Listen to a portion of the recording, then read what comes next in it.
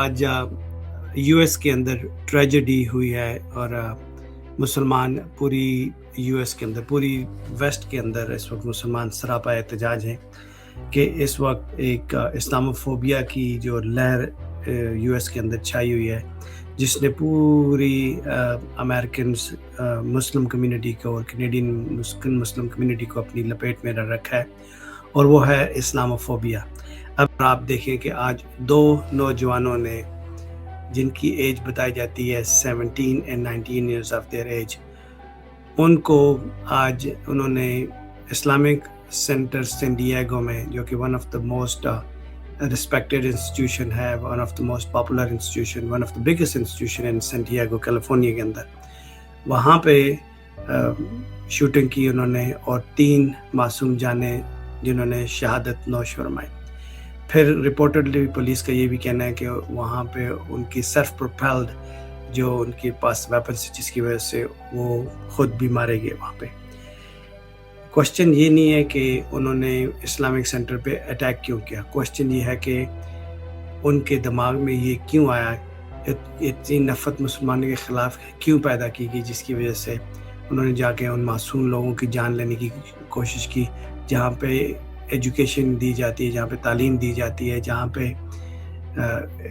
پہ معصوم بچے پڑھتے ہیں۔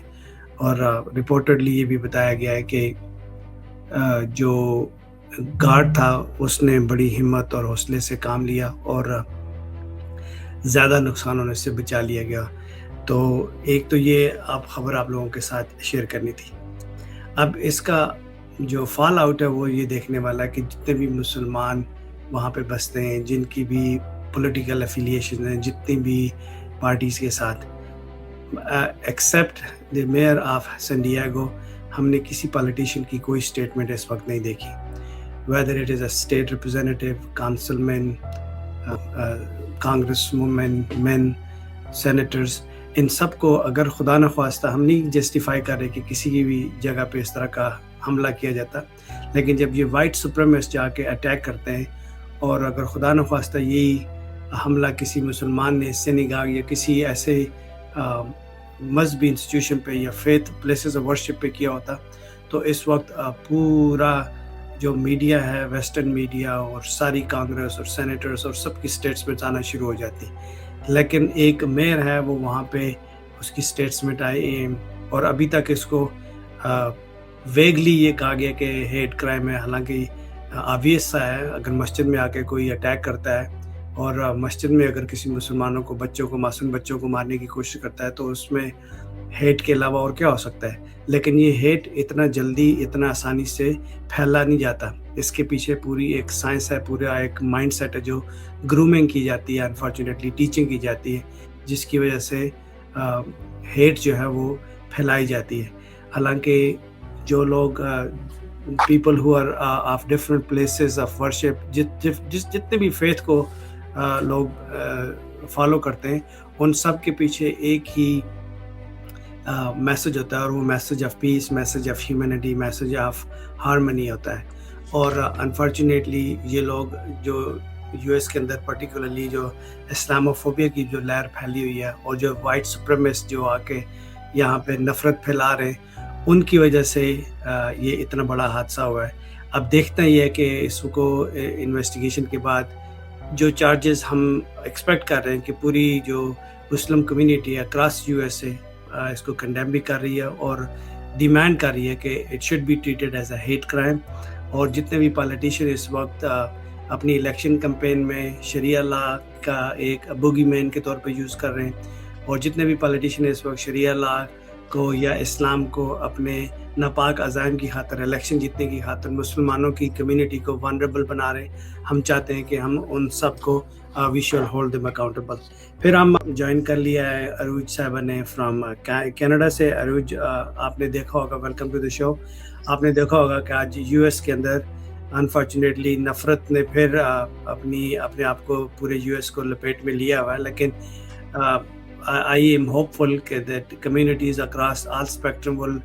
behave responsibly، اور اس ٹریجڈی کو، اس کو ہم برداشت کر کے آگے نکلیں گے، اور پھر ہم کوشش کریں گے کہ وی ول فائنڈ ویز کہ کس طریقے سے لوگوں کے اندر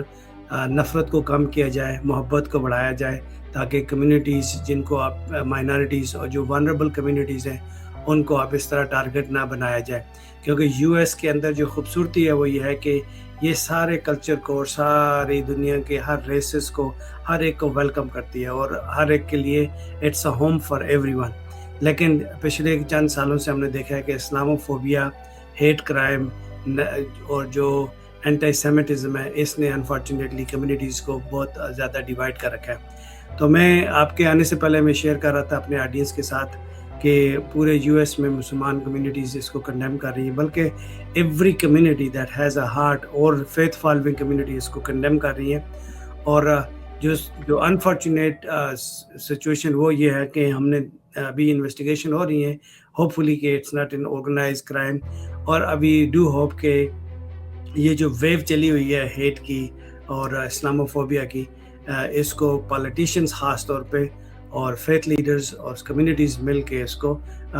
جو ہے ٹون ڈاؤن کرنے کی کوشش کریں گے. اور پوری اس وقت اکراس امریکہ ساری مساجد میں، اسلامک سینٹرز میں it's a heighten of security alert, اور دیکھا جا رہا ہے کہ کہیں اس کا کوئی تانے بانے باقی علاقوں میں تو نہیں ہے. آپ اپنا انیشیل ریئیکشن کیا دینا چاہیں گے اس کے بارے میں before we move on please?